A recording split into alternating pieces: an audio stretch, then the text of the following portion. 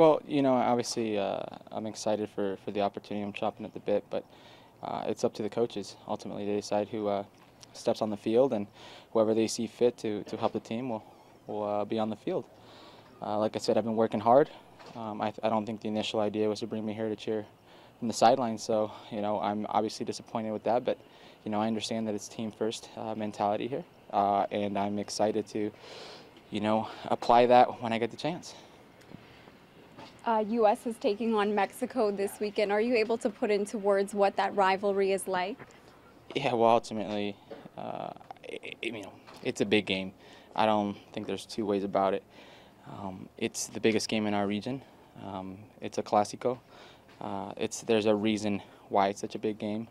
Throughout the years, there's been some heated games, and the rivalry has grown on the field just as much as it has off the field. I think over the last couple of decades, the U.S. has shown that they're a very strong team, and they deserve to be respected. And I think Mexico's was once seeing that kind of mantle slip away, and now they're feeling confident. So it's definitely a big game for both. I do feel kind of both are very similar at the moment. They're kind of figuring out who they are, and trying to find their own identity. And really, I think this rivalry, at least this game, stems a little more off the field than it will on. What are your personal memories that stand out perhaps from that rivalry? Yeah, great moments. In my career, I'm Mexican American, so I grew up in a dual culture in the West Coast, in Southern California and Southern Nevada. So I definitely lived kind of both sides very intensely, and having played down there, I can tell you how big of a game it is for them. I remember the game we went down there in Azteca, and we beat them 1-0. It was the first time in the U.S.'s history, and to be part of that special moment was definitely something. That being said, those are the games you play for if you're a U.S. player, if you're a Mexican, national team player. So they're definitely special. The Rose Bowl is expected to be packed this weekend. Over 90,000 fans will be attending. How much does that help as a player on the field to have all that support surrounding you?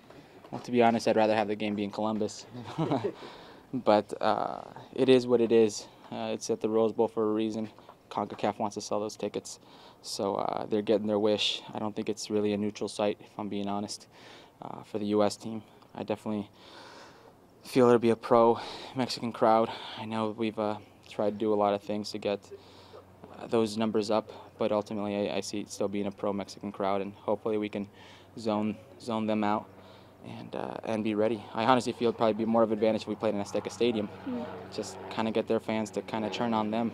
I think the fans in the U.S. supporting the El Tri would be a little different, a little bit more tolerant, and it'll play into their favor.